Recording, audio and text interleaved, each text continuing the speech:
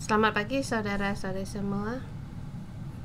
Hari ini kita sampai di kitab Matius pasal 8 dan kita ingat di kitab pasal 5 sampai 7 Yesus yang bagian Yesus mengajar di atas bukit. Mengapa dia naik ke atas bukit? Sampai di pasal 8 ayat 1 di ayat kita hari ini. Pertama kali dikatakan Yesus turun dari bukit dan orang banyak berbondong-bondong mengikuti dia. Waktu naik bukit, murid-muridnya mengikuti Yesus dan orang banyak mengikuti Yesus.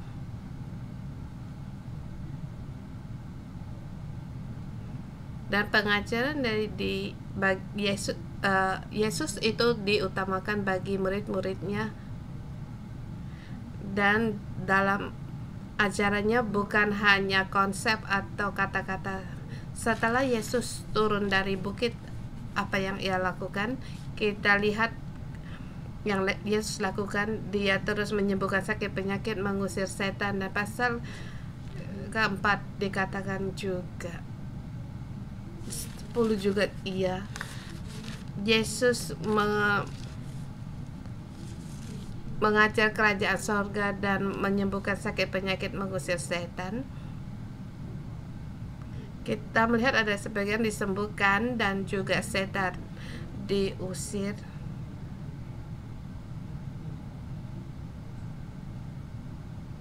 Apakah kamu bisa merasa Injil kerajaan surga waktu kamu melihat orang disembuhkan, setan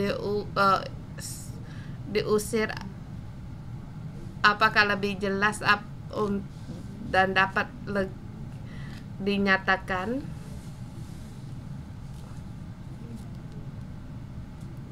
Dan dalam bahasa Inggris ada katakan, yaitu perbuatan lebih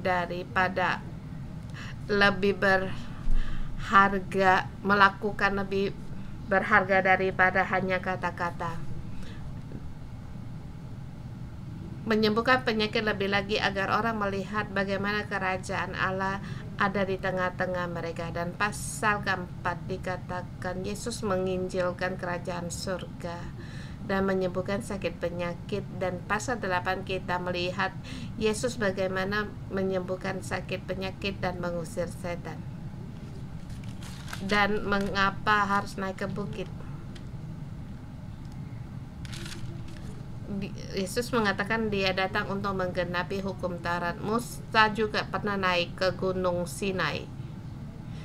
Berulang kali Allah menyuruh dia untuk naik ke atas gunung dan memerintahkan kepada muridnya turun naik di gunung itu. Mengapa? Yaitu untuk mendekat kepada Allah dan menerima firman-firman Allah. Dan pengalaman naik di atas gunung ini sangatlah penting. Dan di atas gunung ketinggian Allah, dalam ketinggian Allah, menerima konsep dari kerajaan surgawi. Demikian juga dengan khotbah di atas bukit. Yesus membawa murid-muridnya dan orang banyak naik bukit. Di atas bukit mereka bersama mendekat kepada Bapa surgawi. Dari ketinggian di atas bukit ini mengerti kehendak Allah dan melihat kehendak Allah.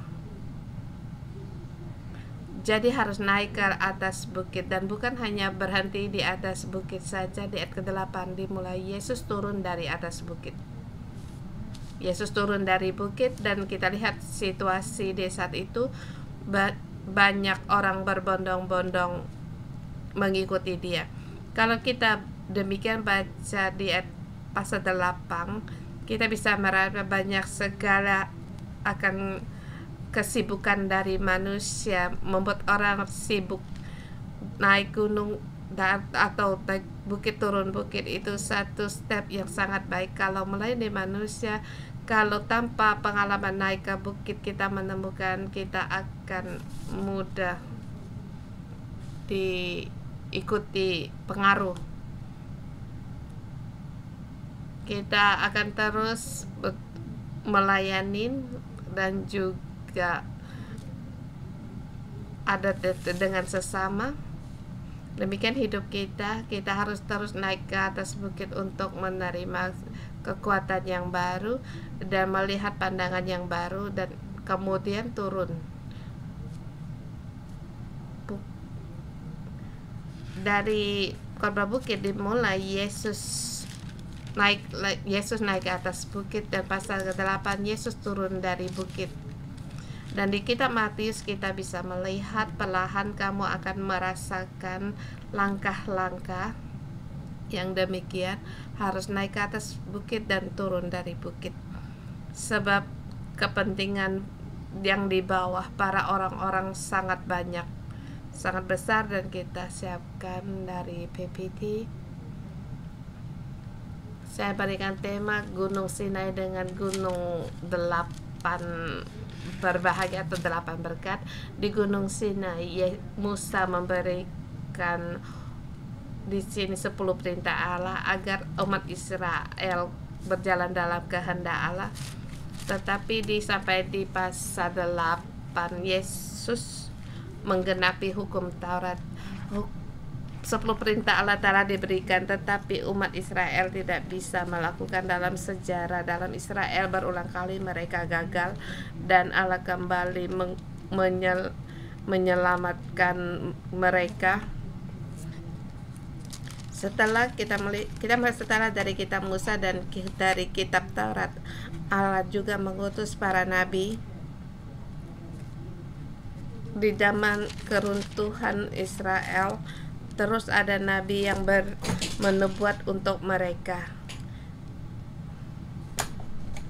Tetapi nabi hanya menunjukkan bagian yang tidak sanggup mereka lakukan. Apakah para nabi juga menggenapi hukum Taurat? Di sini Yesus juga melihat kesepisian dari Yesus. Dia bukan hanya menyatakan kegagalan dari hukum Taurat, kegagalan mereka, tetapi dia berkata, aku menggenapi hukum Taurat dan membawa kerajaan Allah di tengah-tengah manusia dan menghidupkan kerajaan surga, menghidupkan hukum Taurat. Bagaimana dengan penuh kelimpahan, ada kasih karunia dan kebenaran berada di tengah-tengah, dilakukan di tengah-tengah manusia.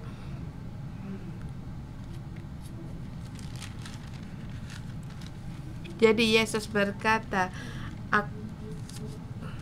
aku datang bukanlah untuk meniadakan hukum Taurat, tetapi untuk menggenapkan. Di ayat 17, jika kamu dia hendak menggenapi hukum Taurat dan kitab para nabi. Jadi apa yang dilakukan itu bisa berhubungan. Kita juga di kitab pasal 8 menggunakan kitab Yeremia. Pasal 8 ayat 8, Yeremia bertanya kepada umat di masa itu, jadi bagaimana kita ada hukum Taurat, tapi apa yang dikatakan Yeremia?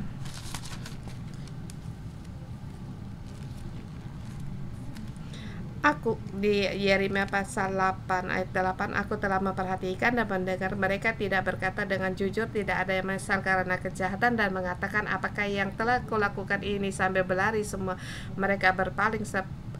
Di sini muka dikatakan juga, bagaimana berani kamu berkata bijaksana kalau kamu mempunyai hukum Taurat, sesungguhnya pena palsu menyurat sudah membuat kamu menjadi bohong. Dan demikian juga kamu pernah mendengar kamu datang ke gereja 611, mana yang sangat kamu ingat? Kitab Yeremia berkata demikian, orang-orang dari ahli-ahli Taurat, mereka hanya memberikan hal-hal yang rumit, tetapi mereka hanyalah pena palsu, tidak menghidupkan firman Allah lebih nyata lagi, dan bagaimana membuat orang lebih lagi mengikuti Allah. Dan mereka berkata, kami punya hukum Taurat, kami bijaksana, seperti di tengah-tengah kita, seperti Alkitab yang cuma kita taruh yang di rumah dan ditutupi oleh debu. Tidak tahu di mana dapat menemukan Alkitab itu. Ada, tetapi seperti ada, tetapi tidak nyata. Tidak sungguh-sungguh masuk di dalam firman Tuhan. Yeremia terus berkata,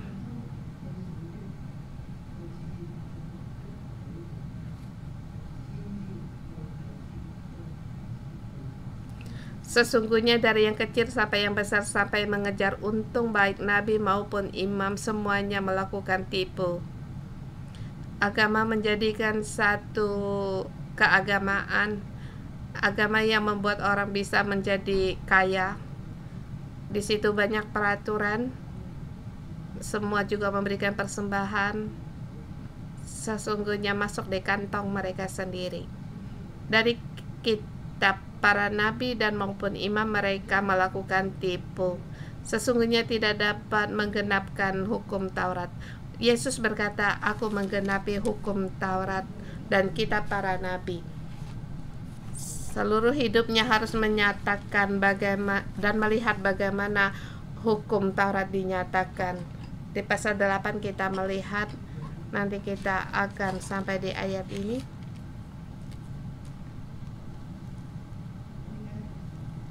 Mengapa naik bukit? Kita tahu di Gunung Sinai itu sangat tinggi. Ada 2.285 meter.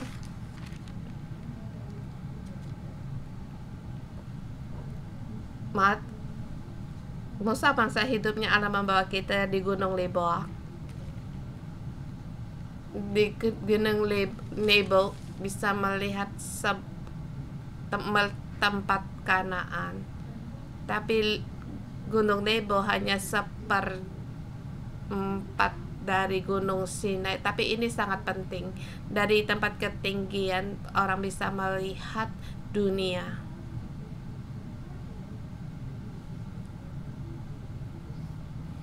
Jadi kita harus punya pengalaman naik gunung ini, mendekat kepada Allah, pengalaman mendekat pada Allah, mengerti kehendak Allah.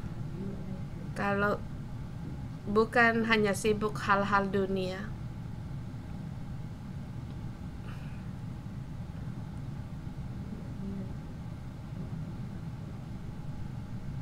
Yesus di atas bukit ini hendak menggenapi, berkata hendak menggenapi hukum Taurat, dan juga di Gunung Zaitun juga ada Gunung Zaitun di daerah Yerusalem sebelah timur,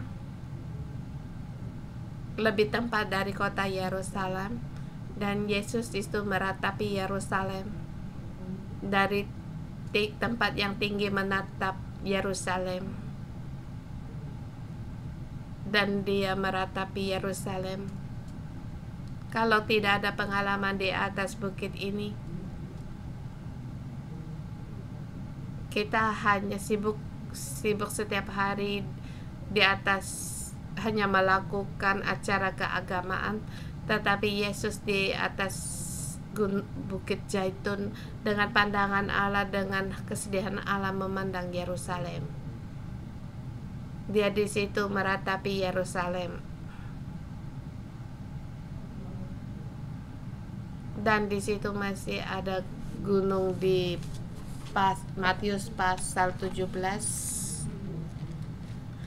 Yesus membawa dua muridnya di situ. Dia di situ berubah, melihat ada Elia dan Musa yang mendekat pada Yesus. Dia di situ menggenapi kitab Taurat dan hukum Taurat Yesus. Dan Yesus seperti dengan kemuliaan, orang melihat kemuliaan Yesus, dan juga di sini bersama Elia dan Musa. Di sini bukan terjadi di atas Ini terjadi di atas gunung dan membawa beberapa murid yang dekat kepadanya. Dan bagaimana Yesus menggenapi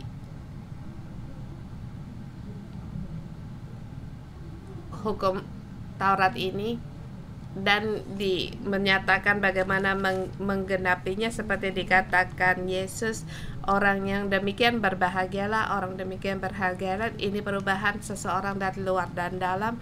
Ini bukan peraturan, tetapi perubahan hidup seseorang, yaitu orang yang miskin di hadapan Tuhan, orang yang berduka cita, orang yang lemah lembut, orang yang haus akan kebenaran, haus dan lapar kebenaran, orang yang murah hati, orang yang suci hatinya, orang yang membawa damai, bahkan orang yang dianiaya dalam kebenaran sebab oleh kebenaran, orang yang dicela dan ini karena Yesus. Orang asal kamu Yesus datang di hadapan orang banyak, bukan mengajarkan kita apa yang harus dikerja, tetapi dikatakan kamu diberkati, atau kita sebut berbahagialah, sebab kamulah empunya kerajaan Allah. Setiap berkat-berkat ini terbuka di dalam hidupmu dan terus bergerak dan aktif di dalam hidupmu. Di sini ada 8. Bukan kamu dan aku menjadi pohon kehidupan, tetapi pohon kehidupan kita yang mendekat kepada Yesus. Kekuatan, kuasa ini dan kasih-Nya dicurahkan dari Dia datang kepada kita.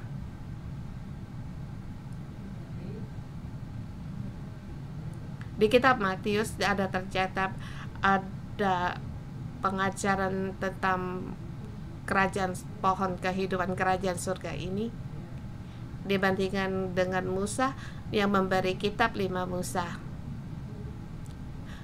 atau kitab 5 hukum Taurat.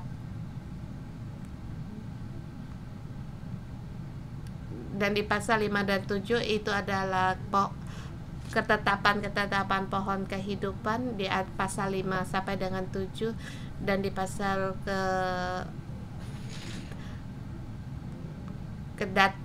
kerajaan surga akan datang lagi nanti di pasal 25 dan 25. Dan hari ini dari kita lihat inti-inti kita tadi itu hanya pembuka saja.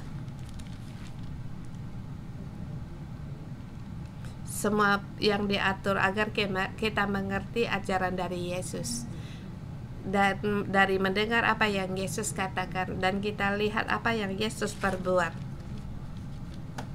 dengan tema 8 tindakan dari kerajaan surga, atau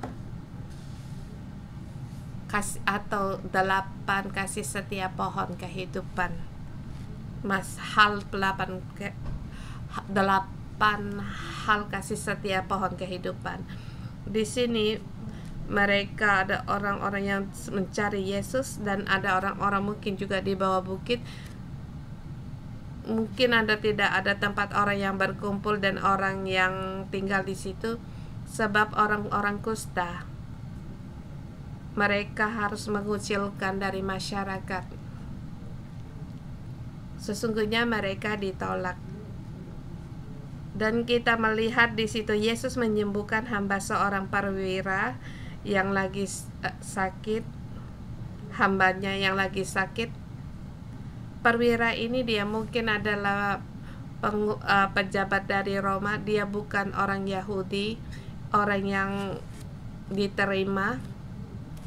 Dia adalah orang asing, dan Yesus menyembuhkan orang sakit kusta yang dibuang oleh orang Yahudi, yang dikucilkan orang Yahudi, dan juga menyembuhkan hamba seorang perwira yang ditolak dalam masyarakat. Dan hal yang ketiga yaitu menyembuhkan ibu mertua Petrus. Waktu kita membaca, kita bisa bertanya kepada diri kita sendiri, dalam hal-hal ini mana yang paling dekat dengan kehidupan saya? Mertua Petrus disembuhkan dan melayani Yesus. Bagian keempat, mengusir roh jahat. Mungkin ini adalah di pasal keempat ayat yang inti. Sudah sesibuk seharian. Di 16 dikatakan menjelang malam. Banyak membawa orang kerasukan kepada Yesus. Saya tidak tahu bagaimana perasaan yang kalian pikirkan. Mengapa bukan siang hari, mengapa malam hari membawa orang-orang yang bisa menjerit-jerit, orang-orang yang kerasukan ini yang bisa baru malam hari membawa kepada Yesus. Tapi Yesus tetap menyembuhkan mereka. Seterusnya 4 perkara yang lain, 5, 6 juga perkara. Ayat 18, 20 mengikuti ahli Taurat yang ingin mengikuti Yesus. Ahli Taurat mereka adalah orang di sini. Ahli Taurat dia orang-orang yang punya pendidikan atau pelajar, dan juga orang-orang yang mempunyai pendidikan dan kedudukan dalam masyarakat. Dia juga berkata ingin mengikuti Yesus. Dan ke-6, juga salah seorang muridnya Yesus. Dia sesungguhnya telah murid. Dia juga telah dia juga mungkin telah naik di atas bukit mendengar pengajaran di Yesus, tetapi dia ada satu pikiran, bagaimana Yesus menjawab dia. Kemudian Yesus naik di dalam perahu, murid-murid pun mengikutinya. Sekonyong-konyong mengamuklah angin ribut di danau itu. Kita ingat waktu ini sudah malam hari di atas perahu menghadapi angin badai. Dan cerita ini memberitahukan kita tentang apa? Kemudian sampainya yaitu menyembuhkan 2 orang yang kerasukan di Gadara. Di ayat tidak menjelaskan waktu. Kamu mengira ini waktunya apa? Telah lewat tengah malam. Telah sibuk semaharian menyembuhkan banyak orang yang kerasukan setan. Kemudian muridnya naik perahu, di dalam kegelapan ada angin badai. Di situ angin ribut. Setelah menghentikan angin ribut itu, perahu telah mendarat. Jadi menurut perkiraan ini waktu yang bagaimana, yaitu waktu di tengah malam. Apa yang ia lakukan? Dia di situ mengusir setan yang Yesus sengaja pergi ke tempat itu. Bukan seketika orang datang kemudian hendak melakukan perkara itu, tetapi Yesus mencari orang ini. Dan ditulis kitab Lukas juga mencatat hal ini. Yesus kedua kalinya untuk menemukan kedua orang ini, jadi punya tujuan sengaja.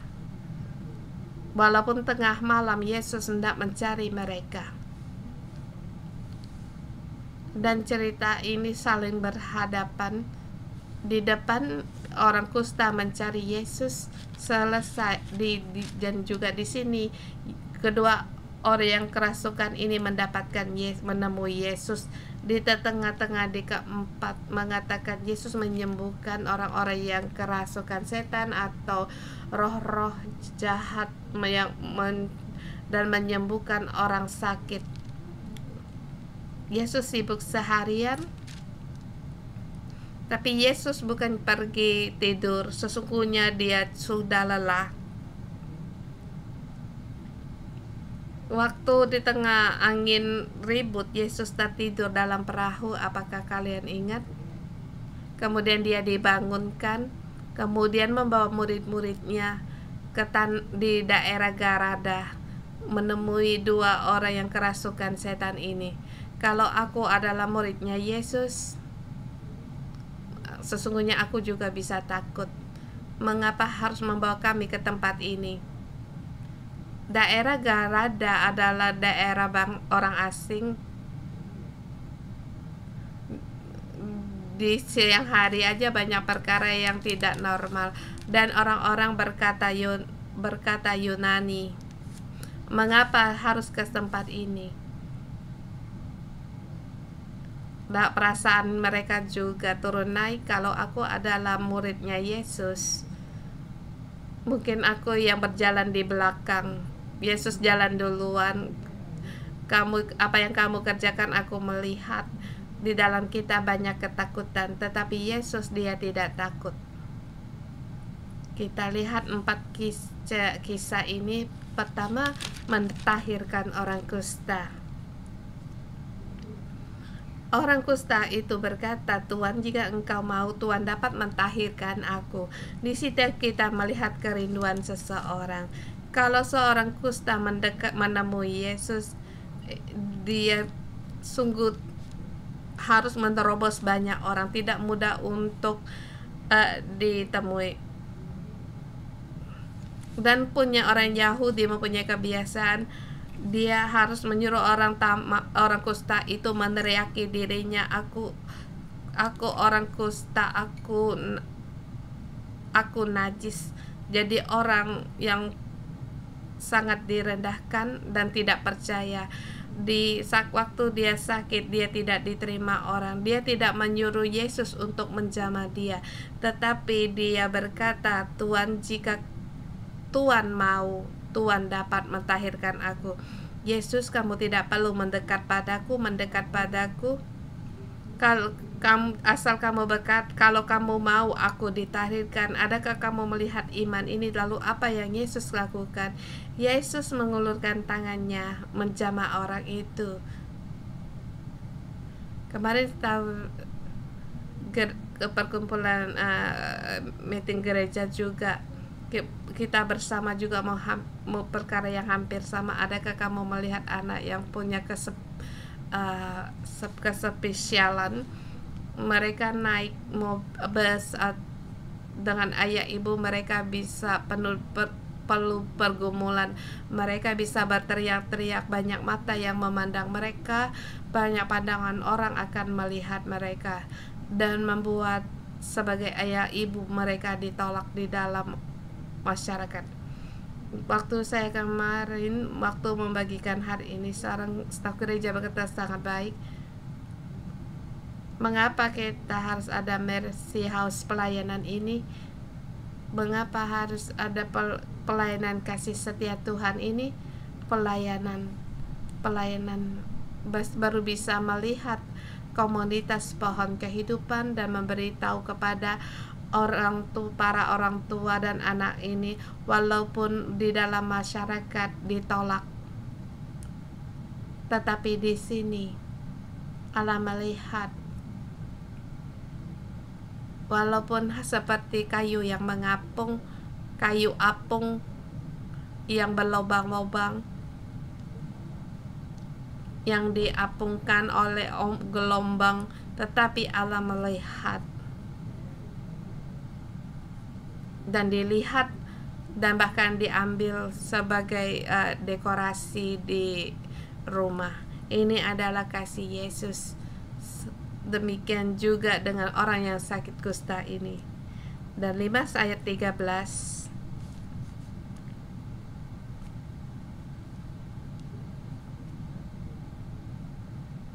bagaimana sikap kita terhadap orang yang menghadapi bencana? Apakah yang tindakan kita itu bisa menunjukkan apakah kita punya jiwa pohon kehidupan? Poin yang kedua, menyembuhkan hamba seorang perwira. Dia sakit dan sangat menderita, dia tidak bisa menemukan Yesus, tetapi tuannya perwira ini, pejabat orang asing ini, dia datang memohon kepada Yesus di Kapernaum dan menyembuhkan Sebelumnya kita lihat di gambar Kapernaum ada di situ. Yesus adalah orang Nazaret yang tinggal di bawah gunung atau bawah bukit. Tapi untuk memudahkan, menginjilkan dan mengusir roh-roh jahat, dia tinggal di Kapernaum. Dan juga di Kapernaum dia memanggil murid-muridnya dan memanggil murid-muridnya naik ke bukit dan mengajar kerajaan surga. Kerajaan Allah telah ada di tengah-tengah mereka. Kemudian mereka naik perahu sampai ke tanah Garasa. Dan kamu melihat tempat-tempat ini juga adalah berbahasa Yunani.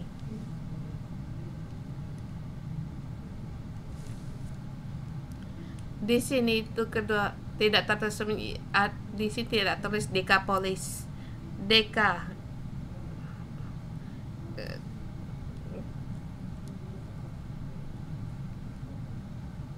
di bangsa orang Yahudi, tempat orang asing salah satu dari ke-10. Di yang terakhir dikatakan daerah orang Gadara, tempat orang asing. Yesus menyembuhkan orang yang kerasukan setan di Gadara ini. Kemudian Yesus kembali ke Kapernaum di daerah Galilea untuk melayani, tidak jauh dari Nazaret, tidak jauh dari Kana. Di situ juga ada perkawinan di Kana, dan juga di situ ada seorang anak janda yang disembuhkan. Kita melihat di sini di Kapernaum ada orang perwira datang kepada Yesus. Dalam ayat kita sangat tahu, dia berkata, Yesus, kamu tidak perlu datang ke rumahku untuk menyembuhkan dia. Saya tidak layak menerima Tuhan di rumahmu. Katakan saja sepatah kata, maka hambaku itu akan sembuh. Kalau kamu mau, seperti orang kusta, kalau kamu mau aku ditahirkan, demikian juga cuma satu kata saja, maka hambaku akan sembuh. Yesus sendiri belum pernah melihat orang punya iman yang demikian besar. Dan demikian juga perwira ini mendapatkan iman. Ada kalanya kita ingin mengejar untuk dapat kesembuhan, kita harus punya menghadapi cobaan iman. Kali ini bisakah dapatkan? Jadi setiap kesembuhan adalah ujian iman. Bagi Yesus dalam melayani, yaitu saudara sebangsanya, yaitu orang Yahudi. Tetapi orang-orang mana yang disembuhkan bukan karena kewarganegaraan, tidak peduli apakah kamu orang Yahudi, orang Hong Kong, orang Cina. Cuma syaratnya kamu harus punya iman. Tak peduli ke warga negaramu, asal kamu punya iman untuk meminta dan kamu demikian menerima, maka kamu akan mendapatkan berkat surgawi ini. Yesus berkata kepada perwira ini, pergilah menurut imammu,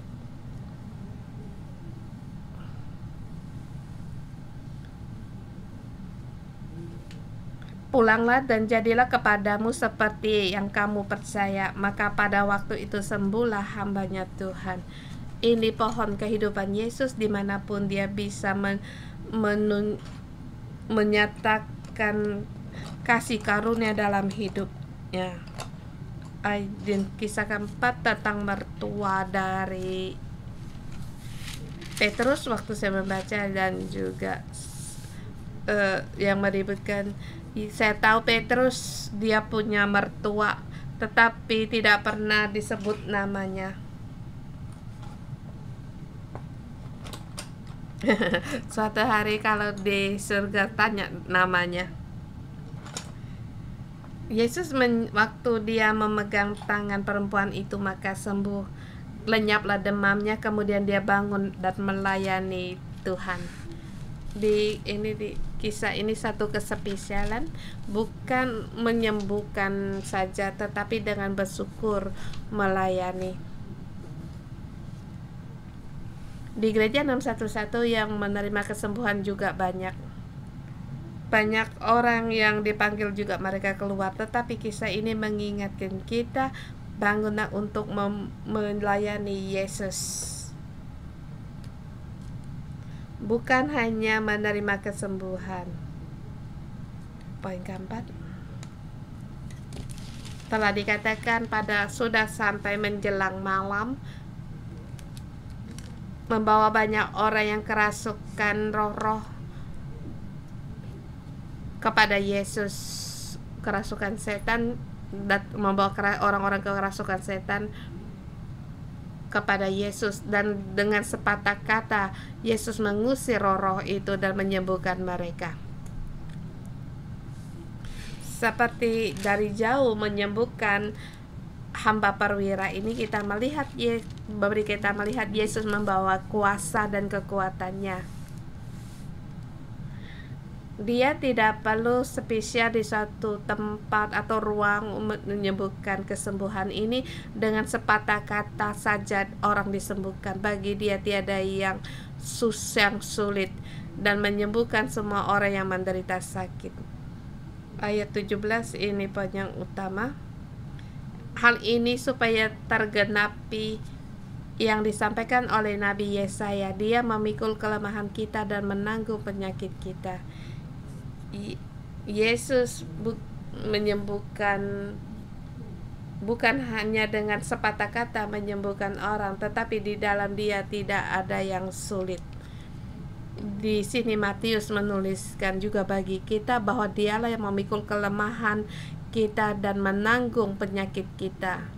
Jamahan spesial bagi para orang. Dia merasakan sakit, dia merasakan berat hati, dan merasakan kekecewaan hidup.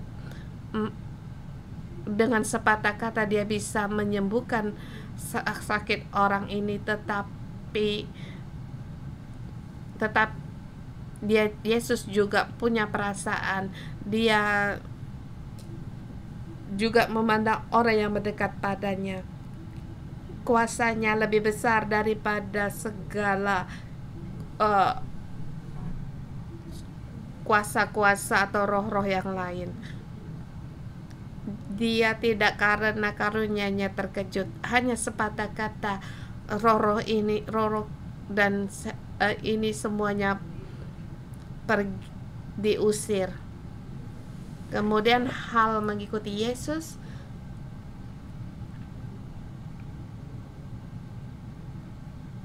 Ada seorang punya jabatan datang kepada Yesus, dia kata, "Guru, aku akan mengikuti engkau kemana saja engkau pergi." Tapi Yesus berkata, seperti tidak ada tanya jawab, "Serigala mempunyai liang, burung mempunyai sarang, tetapi anak manusia tidak mempunyai tempat untuk meletakkan kepalanya. Apakah orang ini akan mengikuti? Kalau dia terus mengikuti, maka dia punya iman. Tapi bukan karena mengikuti Yesus bisa kaya, tinggal dimanapun tidak tahu. Mengikuti Yesus,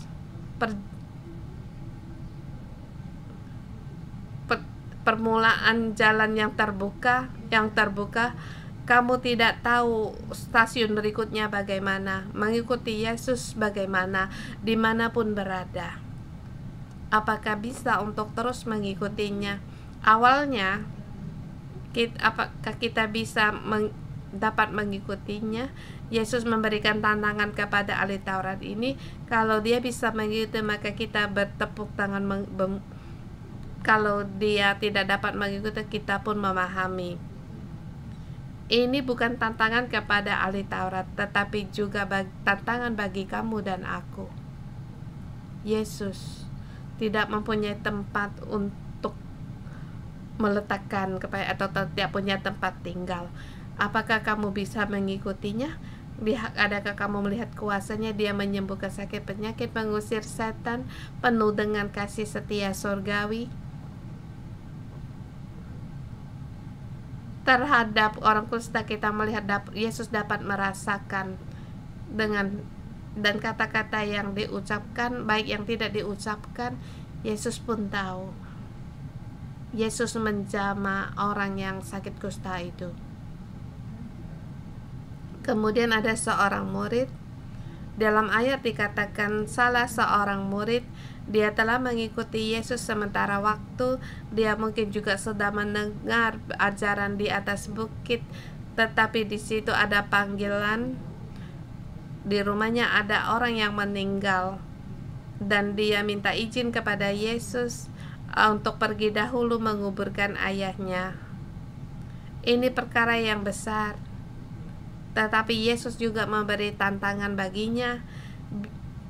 Ikutilah aku, biarlah orang yang mati mengubur orang, biarlah orang-orang mati menguburkan orang-orang mati mereka.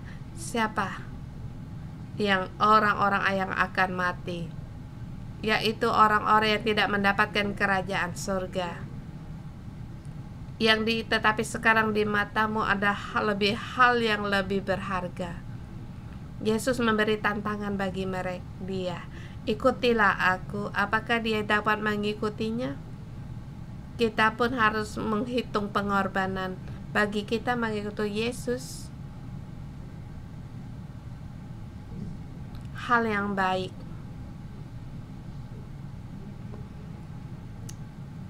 Kamu belum tentu bisa mengenal banyak tentang Yesus, tapi setiap kali kamu bisa membuka matamu, perkara terjadi. Kamu baru merasa hidupmu bermakna, tidak lagi hidup di masa lalu. Kamu merasa sangat nyata setiap hal yang terjadi dan kamu akan menimbulkan gesekan. Tetapi apakah kamu dan aku untuk terus berjalan? Mohon Tuhan untuk menolong kita. Kemudian angin ribut. Yesus naik ke perahu. Di atas perahu dia tertidur. Kita melihat Yesus, sungguh dia sangat lelah.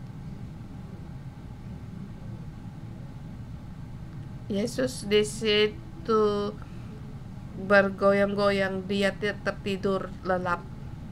Orang yang tidak bisa tertidur siapa? Yaitu murid-muridnya. Mereka takut. Mereka membangunkan Yesus. Dan ini pun saya pernah alami. Suatu waktu saya tidak bisa tertidur. Di dalam saya banyak khawatir, seperti angin ribut yang menyerang aku. Suatu malam saya bangun,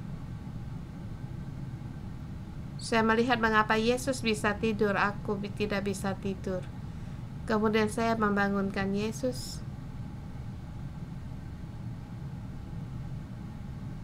Sesungguhnya Yesus di dalam hati orang yang tidak punya angin ribut, angin badai, dia bisa tenang. Di dalam badai dia bisa tidur. Di dalam hidup kita banyak sekali angin badai. Kita kira di luar, tetapi sesungguhnya itu di dalam kita yang kita takuti. Tetapi Yesus beri kita melihat. Dikatakan, mengapa kamu takut, kamu yang kurang percaya? Inilah yang untuk kita renungkan. Waktu kekhawatiran datang, kita bisa melihat kita sesungguhnya kita orang yang kurang percaya. Ketakutan kita lebih besar daripada Yesus.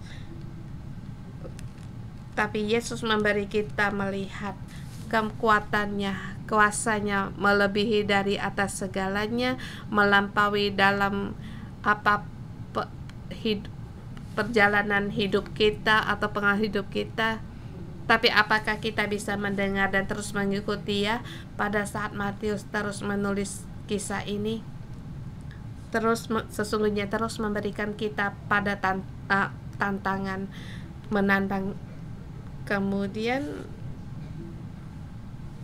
seterusnya ini pertama, orang kusta menemukan Yesus. Di sini juga orang yang kerasukan menemui Yesus. Yesus di tengah malam Dia datang menyembuhkan orang yang kerasukan setan di daerah Garada. Adakah merasa orang ini sangat dikasihi? Bukan kamu yang mencari Yesus, tetapi Yesus yang menemuimu. Bagaimana tanggapan kita?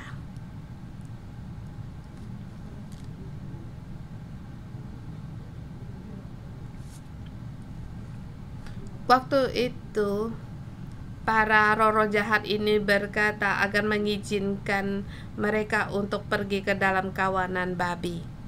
Dan sekawanan babi ini terjun ke jurang kemudian mati.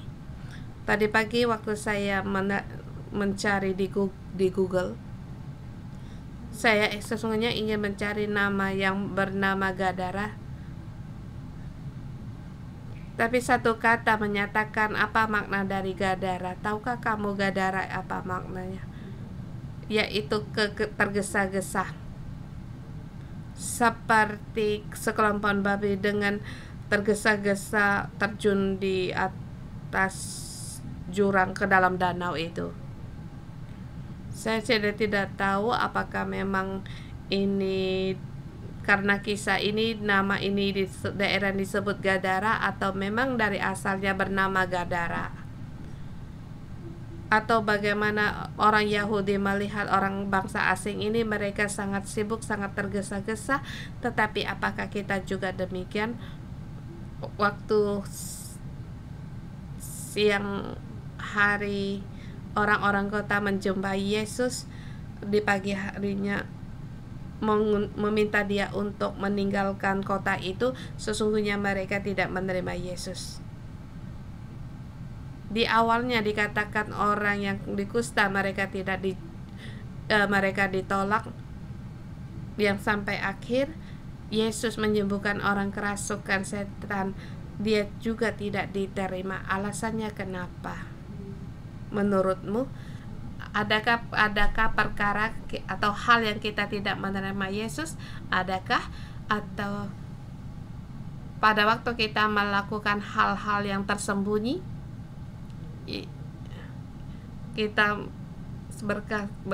Yesus, kamu jangan ada di sini, jangan menghalangi aku kaya, jangan menghalangi kenyamanan hidupku. Kita pun bisa menolak Yesus.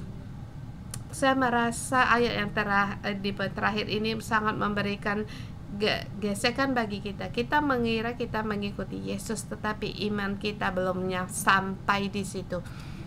Atau dalam satu hal keadaan kita bisa mengundang Yesus untuk pergi. Di pohon kehidupan, 8 pohon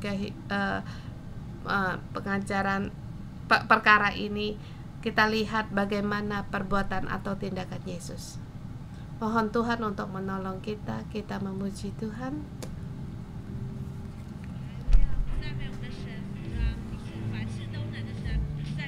Di dalam Yesus Dia sanggup melakukan segala hal.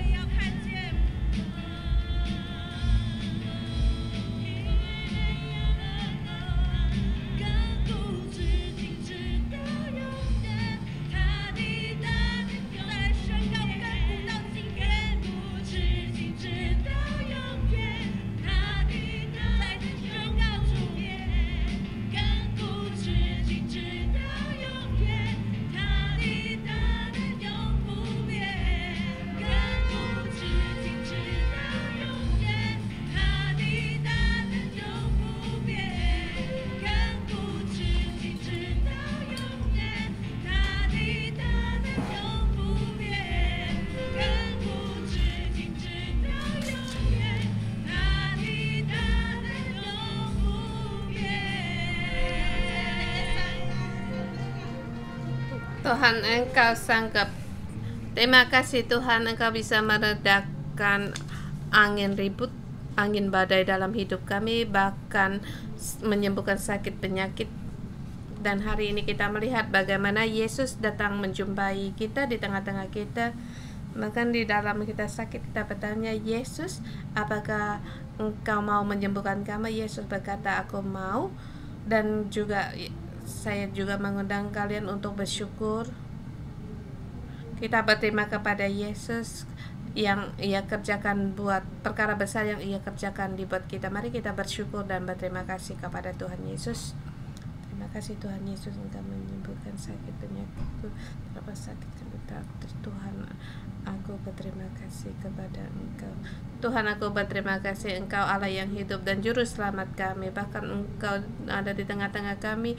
Tuhan, kami berterima kasih dan memuji Engkau. Tuhan, Engkau menyembuhkan kami, Engkau menjumpai kami, dan Engkau sebagai Engkau penolong kami. Kami berterima kasih Engkau Allah yang hidup sampai sekarang. Engkau tetap bekerja dan menolong kami sehingga hidup kami terus diubah. Tuhan, kami bersyukur dan berterima kasih. Terima kasih Bapak Sorgawi atas pilihan-Mu. Terima kasih di dalam aku di umur 18 hampir saja aku meninggal. Pada saat aku berseru kepada Engkau, Engkau kembali memberikan hidup bagiku. Aku berterima kasih, kuasa kesembuhan-Mu, kuasa kebangkitan-Mu ada padaku, bahkan kepada ayahku waktu dia kanker dalam masa telah melakukan 5 kali operasi, dan juga dia juga sudah di operasi di hatinya juga. Tuhan, Engkau menyembuhkan. Dokter belum pernah berkata belum pernah melihat orang yang menyembuhkan orang yang demikian. Terima kasih Tuhan. Terima kasih Tuhan, Engkau banyak mujizat yang terjadi di dalam hidup kami. Dan di dalam hidup kami ada kalanya seperti ada penghalang, dan dengan sesama ada penghalangan. Tetapi Yesus di ayat ketiga berkatakan, Yesus mengulurkan dan menjamah orang itu. Demikian juga yang Tuhan penuh kasih, dengan penuh kasih mengulurkan tangannya menjamah kita. Saya mengundang kalian untuk saling berdoa dengan tangan kita, dengan membawa hati yang penuh kasih. Kita saling berdoa sebab Tuhan hendak menjamahmu, mengulurkan tangannya menjemurkan kita.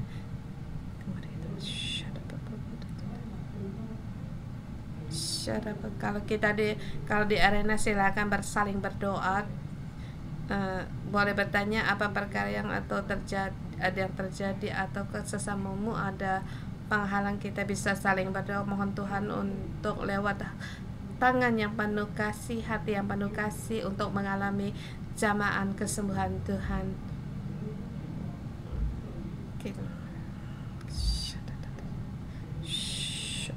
Kita bisa langsung berdoa, kiranya Tuhan lewat hidup kita, tangannya penuh kasih, kita keluarkan.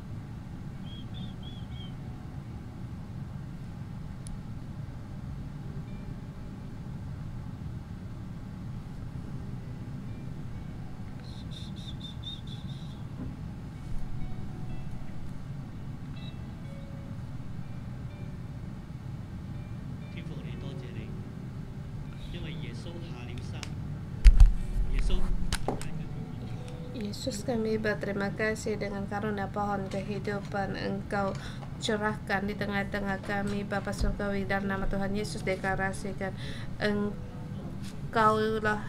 yang memikul kelemahan kami, menanggung sakit penyakit kami. Tuhan, di dalam karunia pohon kehidupan ini kami menerima dari Yesus kesembuhan dan mengusir roh-roh jahat.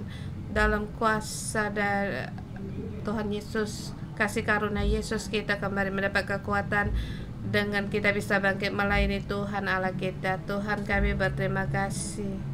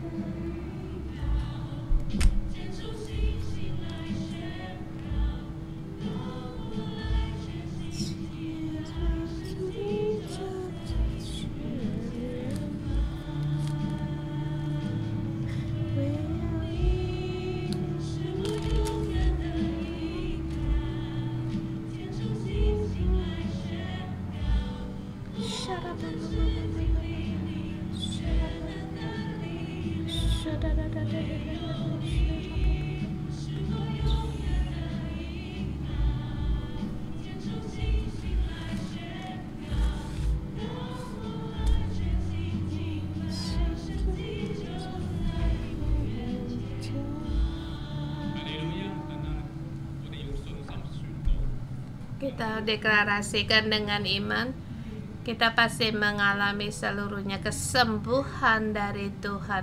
Kuasa Tuhan ada di tengah-tengah tiga. Allah adalah Allah kita, Dia adalah Raja Surgawi yang menolong kita segala kehidupan kami. Tuhan, Engkau menyediakan. Tuhan, kami percaya kepada Engkau.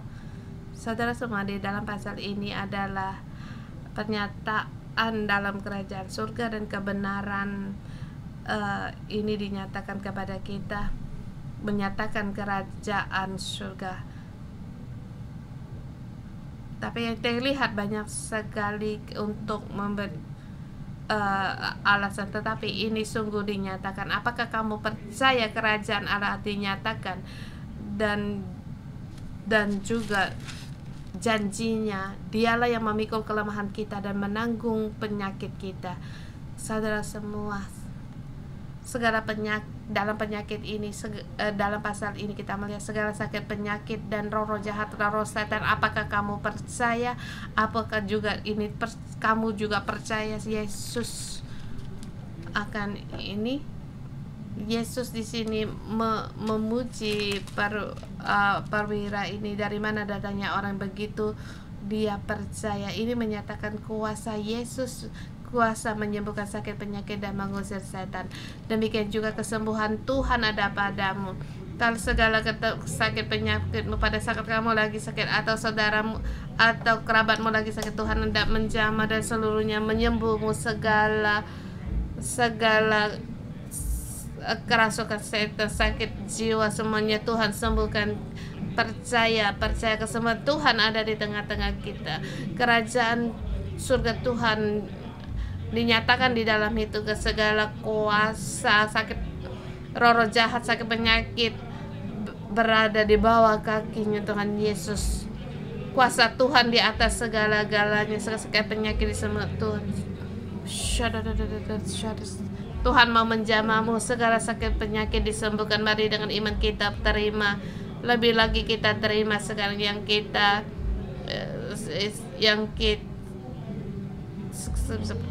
berseru pada Tuhan. Kiranya sakit penyakit semuanya berkat Tuhan, kesembuhan Tuhan terjadi di tengah-tengah kita.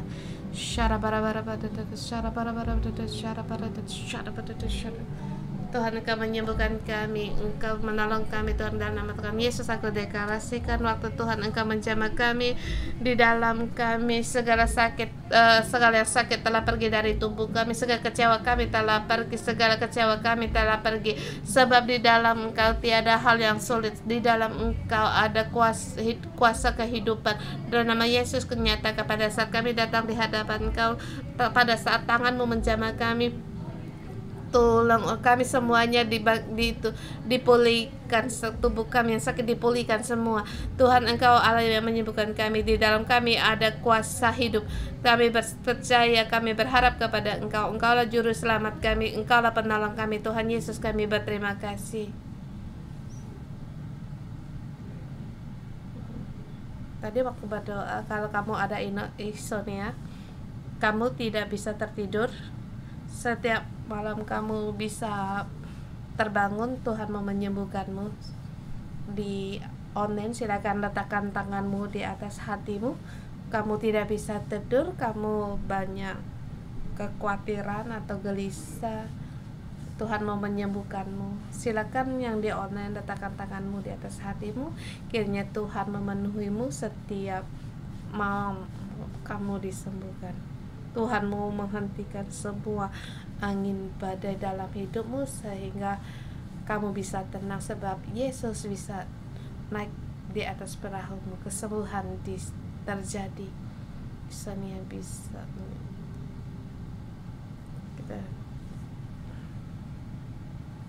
Tuhan mau naik di atas perahu. Perahu ini telah diombang-ambingkan oleh angin. Ribut, kamu tidak bisa tenang, terus meribut. Kamu tidak bisa mengendalikan pikiranmu. Mengapa aku bisa pergi dari angin badai ini? Bagaimana aku bisa tidur? Bagaimana aku bisa tidur nyenyak? Angin ribut itu terus melanda di dalam hidupmu. Tapi Yesus di situ menghardik angin. Maka teduhlah. Tuhan menuduhkan angin ribut ini. Roh Kudus, Engkau menghentikan angin ribut ini. Tuhan, dengan roh-Mu penuhilah kami, kasih setiamu. Ketenangan ini harus masuk di dalam saudara-saudari kami. Tuhan, Engkau menjamah kami setiap orang, buang segala kekhawatiran dalam hidup mereka. Dan Tuhan berkata, bagi yang berbeban berat, datanglah kepadaku, pasti akan mendapatkan ketenangan. Kuasa Roh Kudus masuk di dalammu. Kuasa kesembuhan.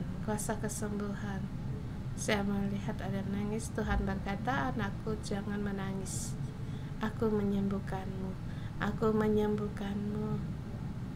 Angin badai tenang. Roh Kudus menenangkanmu untuk bisa tidur nyenyak.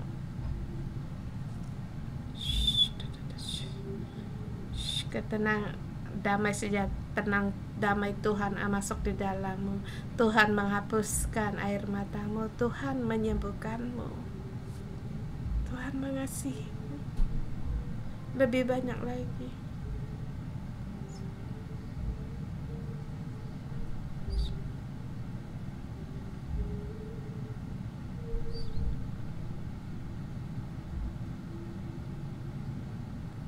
Terima damai Tuhan. Anakku, aku menyertaimu. Setiap malam kamu tidak bisa tidur, aku di sampingmu. Tetapi hari ini aku di dalammu. Percayakah kamu? Bawalah iman ini. Perahumu harus tenang. Hatimu harus tenang. Kekhawatiranmu serahkan padaku. Segala kekhawatiranmu dalam nama Yesus telah ada di dalam Yesus. Damai sejahtera Tuhan ada di dalammu, masuk di dalam saudara-saudari kami. Pada saat kamu berbalik segala kekhawatiran, dia membawakan damai sejahtera bagimu, sebab Yesus telah menyertaimu. Terima kasih Tuhan. Terima kasih Tuhan. Terima kasih Tuhan, kami memuji Engkau. Haleluya, haleluya.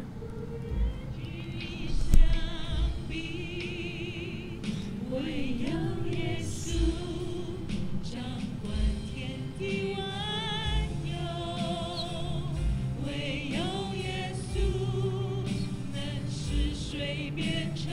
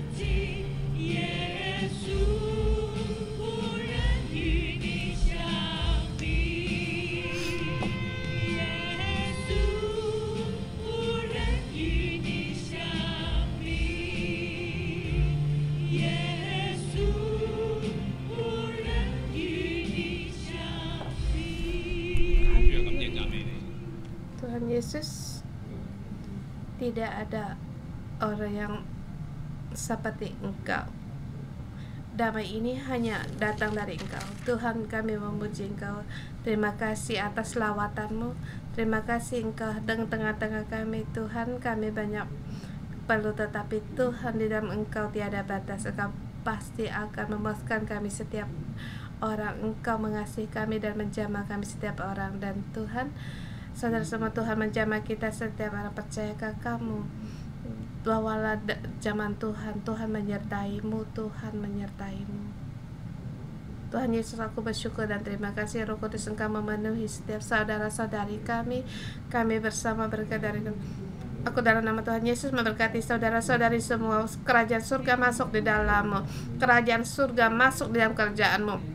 Segala kerajaan dunia, kuasa dunia tidak mendekat padamu, sebab Allah menyertai-Mu. Berkat Allah tercurah di dalam hidupmu. Kesembuhan Allah, kuasa kesembuhan mujizatnya terjadi di dalam hidupmu.